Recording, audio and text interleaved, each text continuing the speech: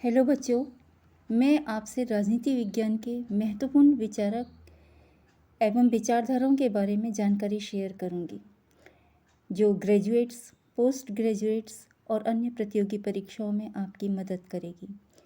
वैसे तो विभिन्न देशों में समय समय पर कई विचारधाराओं का उदय हुआ, फिर भी राजदर्शन के अध्ययन का आरंभ प्राचीन यूनानी विचारकों से माना जाता है। राजनीति विज्ञान का जनक के रूप में अरस्तु को माना जाता है, लेकिन पहले सुकरात और प्लेटो को पढ़े बिना हम आगे के विचारों को या विचारकों को नहीं समझ सकते। इसीलिए सबसे पहले मैं यूनानी विचारक सुकरात के बारे में आपको कुछ महत्वपूर्ण जानकारी दे रही हूँ। उम्मीद है आपको इससे लाभ मिलेगा। सुकरात का जन्म 469 ईसा पूर्व एथेंस में हुआ था। पिता एक संगतराज थे और उनकी माता दाई का काम करती थी। उनका सारा जीवन एथेंस में बीता और वह पेटिडिया के युद्ध में वीरतापूर्वक लड़े थे। सुकरात एथेंस की काउंसिल के सदस्य भी रहे। उनके 2 विवाह हुए। पहली पत्नी का नाम माइटन था, जिससे 2 पुत्र हुए थे, और दूसरी पत्नी का नाम जेन्थाइप था, इससे 1 पुत्र हुआ था। सुकरात देखने में कुरूप थे। वह ईमानदार, सच्चा और दृढ़ संकल्प व्यक्ति था। वह धर्म के संस्थागत रूप को न मानकर धर्म के सैद्धांतिक पक्ष को मानने वाला था। उसकी मान्यताएं ईसाई धर्म की मान्यताओं के निकट थीं। सुकरात अक्सर रास्ते चलते लोगों से सवाल किया करते थे और उनके समक्ष आडंबरों, रूढ़ियों और राजनेताओं की आलोचना करते। इसके लिए उन पर देशद्रोह का मुकदमा चलाया गया। उन पर 3 आरोप लगाए गए। वह मान्य देवताओं की उपेक्षा करता है और उनमें विश्वास नहीं करता। दूसरा आरोप, उसने राष्ट्रीय देवताओं के स्थान पर कल्पित जीवन देवताओं को स्थापित किया।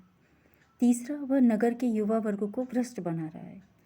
सुकरात को मृत्युदंड दिया गया और उसे विष का प्याला पीना पड़ा। सुकरात के कुछ महत्वपूर्ण विचार। पहला, आप कुछ नहीं जानते, इस बात का ज्ञान ही केवल सत्य का ज्ञान है। दूसरा, वैसा जीवन जिसमें परीक्षाएं न ली गई हों जीने योग्य नहीं है। तीसरा, दुनिया में केवल एक ही अच्छी चीज़ है, ज्ञान, और केवल एक ही चीज़ बुरी है, वो है अज्ञान।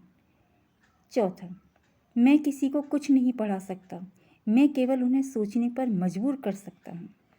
पांचवा, हर एक व्यक्ति के प्रति दयालु बने, क्योंकि हर एक व्यक्ति कठिन लड़ाई लड़ रहा है। 6, मित्रता करने में धीमे रहें, लेकिन एक बार मित्रता हो जाए तो दृढ़ और सतत बने रहें। 7, आप विवाह अवश्य करें।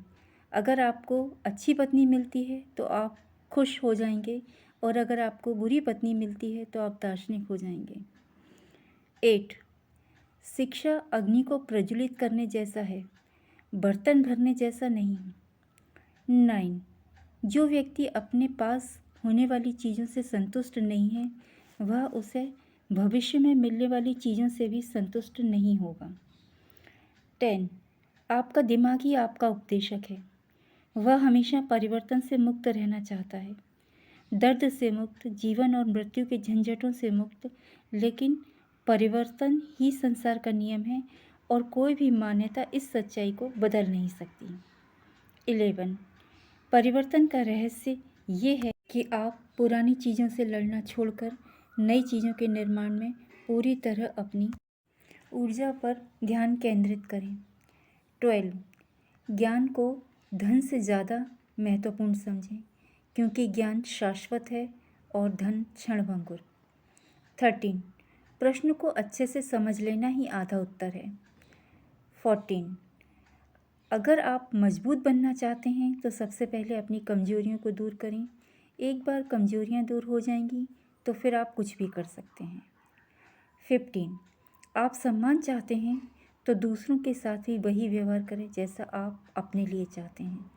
16, ईश्वर से सामान्य प्रार्थना करनी चाहिए, क्योंकि ईश्वर जानते हैं कि हमारे लिए क्या अच्छा है।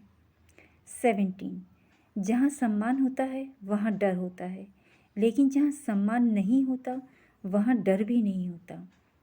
निस्संदेह सुकरात इतिहास के सबसे महान यूनानी दार्शनिकों में से एक हैं और उनके योगदान को उनके दृष्टिकोण के महत्व और विशिष्टता के कारण अभी भी अध्ययन किया जा रहा है।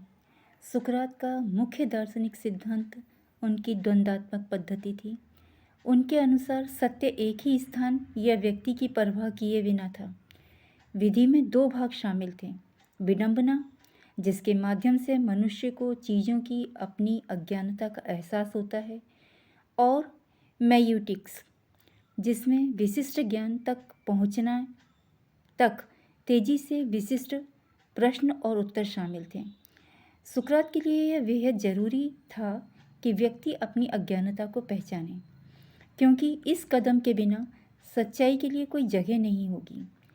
अपने जीवन के शेष समय के लिए इस द्वंद्वात्मक पद्धति का इस्तेमाल किया। सुकरात के दर्शन का एक और महत्वपूर्ण भाग रहस्यवाद था। यह ज्ञात है कि सुकरात ने देवत्व का एहसास किया था और वह एक पुरोहित के रूप में दियोटिया के बहुत करीब थे।